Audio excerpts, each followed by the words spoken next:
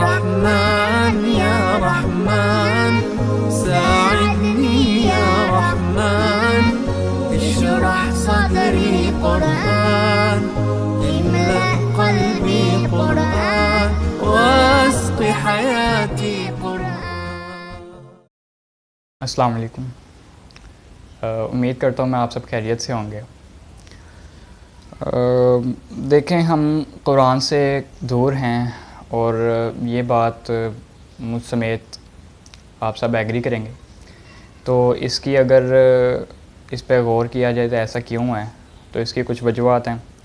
उनमें से एक वजह यह है कि जैसे कि कुरान जो है वो एक नहायत रिस्पेक्टफुल किताब है, ये आम किताब नहीं है। ज़ाहिर है किताबुल्लाह है, अल्लाह की किताब है, तो आम किताब हो भी कैसे सकती है, तो इसका बड़ा एहतराम है। अच्छा, अब अक्सर औक़ात ऐसी सिचुएशन कुछ हो जाती है कि हम इसके एहतराम में ग़ुलूफ़ कर जाते हैं, और फिर होता ये है कि अक्सर ऐसी सिचुएशन भी आ जाती है कि हमारे दिमाग में एक ऐसी इस तरह की सोच आती है कि मैं कुरान को छूऊँगा, मैं कहाँ और कुरान कहाँ है। तो ये हम अपने ज़ोम में अदब समझ रहे होते हैं, लेकिन ये अदब नहीं है, कुरानी साजिश हो जाती है, शैतानी साजिश हो जाती है। तो अगर ख़ुद ही इस बात पर गौर किया जाए कि एक ऐसी चीज़ जो कुरान पढ़ने से हमें रोक रही है, वो अदब तो नहीं ना, अदब तो एक अच्छी चीज़ है। तो कुरान पढ़ने से अगर कोई चीज़ रोक रही है तो वो अच्छी चीज़ तो नहीं ना हुई, तो वो शैतानी साजिश है। चलें, इसके अलावा हम जब कुरान पढ़ने भी लगते हैं तो हम थोड़ा सा पढ़ते हैं और उठ जाते हैं। उसकी वजह यह है कि जब पढ़ते हैं तो उठना बनता भी है, वैसे समझ तो कुछ नहीं लग रही होती। तो इस हवाले से हमारे जो हैं उलमा कराम, उन्होंने काफ़ी कोशिशें की हैं, उनकी काफ़ी अल्लाह ताला ने उनसे इस्लाम की खिदमत ली है कि तराजिम और तफासीर हो गई हैं। तो अल्लाह ताला उन सबको जज़ाए खैर अता फरमाए। लेकिन अगर गौर करें तो जो ट्रांसलेशन है ना, वो 100% नताइज नहीं दे पाती। एक जुमला लफ्ज़ ब लफ्ज़ दूसरी ज़ुबान में कन्वर्ट हो तो जाता है, लेकिन उसमें जो एक मेन चीज़ होती है उस जुमले की, जो जिसे मैं कहता हूँ उस जुमले की जो रूह होगी, वो पीछे रह जाएगी।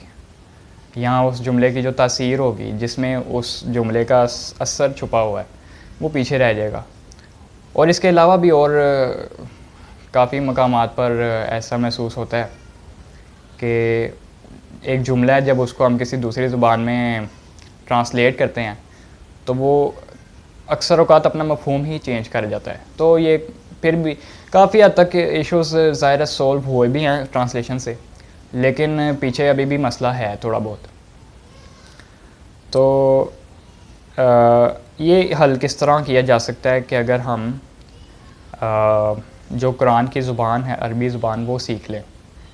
अब जो लोग तो अरबी ज़ुबान से थोड़ा सा वाकिफ़ होंगे, तो वो मेरे इस जुमले से थोड़ा उनको शौक़ लगा होगा कि अरबी ज़ुबान सीख लेंगे, बच्चों का खेल थोड़ी है।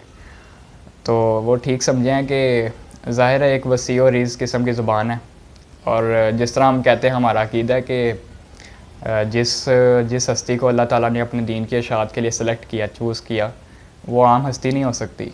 इसी तरह अल्लाह ताला ने जो उसको किताब दी, वो भी आम किताब नहीं हो सकती, और वो किताब जिस ज़ुबान में है वो भी आम ज़ुबान नहीं हो सकती। तो यस, ये मज़े की ज़ुबान तो है, थोड़ी सी कॉम्प्लेक्स भी है, लेकिन मैं जो यहाँ बात करने के लिए आपसे यहाँ इस कुर्सी पे बैठा हूँ, वो ये कि यूट्यूब पे एक मुअल्लिम हैं आमिर सुहेल साहब। आमिर सुहेल ये हमारे एक फॉर्मर क्रिकेटर भी हैं, ये वो नहीं, ये और हैं। तो इनका यूट्यूब पे इनके कोर्स पढ़े हैं अरबिक ज़ुबान के हिसाब से। इन्होंने उस कोर्स को 2 पार्ट्स में डिवाइड किया। एक बिगिनर्स के लिए, एक ज़रा उनसे थोड़े, जब वो बिगिनर्स वाला कोर्स हो जाएगा तो उसमें ज़रा उन्होंने एडवांस चीज़ें थोड़ी सी कवर करवाई हैं। तो वो जो 2 पार्ट्स में अपने कोर्स को उन्होंने डिवाइड किया, उसमें तकरीबन 40 वीडियोज़ हैं, 40 वीडियोज़ हैं, और वो हर वीडियो जो है वो तकरीबन 40 से लेके तो 60-70 मिनट्स तक ना वो वीडियो है एक।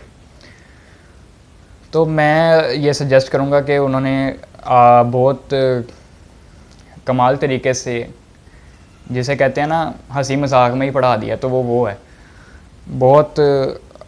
बहुत आला उन्होंने काम किया है। अल्लाह ताला ने बड़ी बड़ी खिदमत लिया उनसे, तो हमें फ़ायदा उठाना चाहिए। मैं इस वीडियो के लिंक डिस्क्रिप्शन में लिंक डालूँगा उनकी, पहले लेक्चर का ही मैं डाल दूँगा, जाकर डायरेक्ट आप वहीं चले जाएँ और वहाँ से शुरू करें।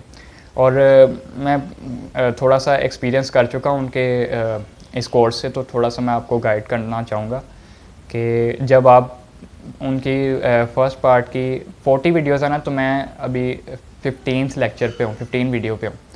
तो पहले ही जो 5-6 वीडियोज़ है ना, वो तो वो बिल्कुल बेसिक से लेके चले हैं।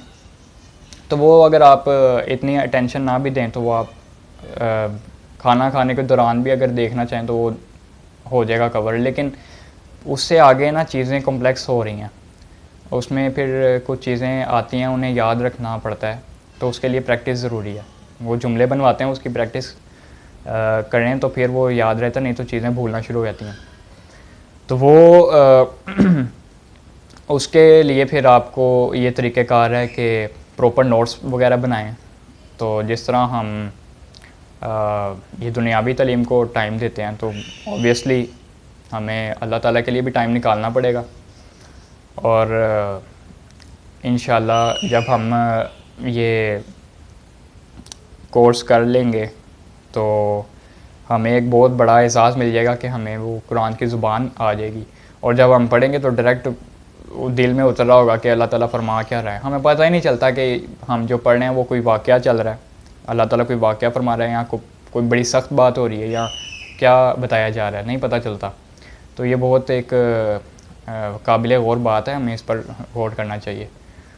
तो अल्लाह ताला से दुआ करते हैं कि अल्लाह ताला हमें अमल की तौफ़ीक़ अता फ़रमाए और शैतानी साजिशों के ख़िलाफ़ अपनी ईमानी क़ुव्वतों से अल्लाह ताला हमें शैतानी साजिशों के ख़िलाफ़ शैतानी साजिशों के ख़िलाफ़ लड़कर फ़तह नसीब फ़रमाए, आमीन।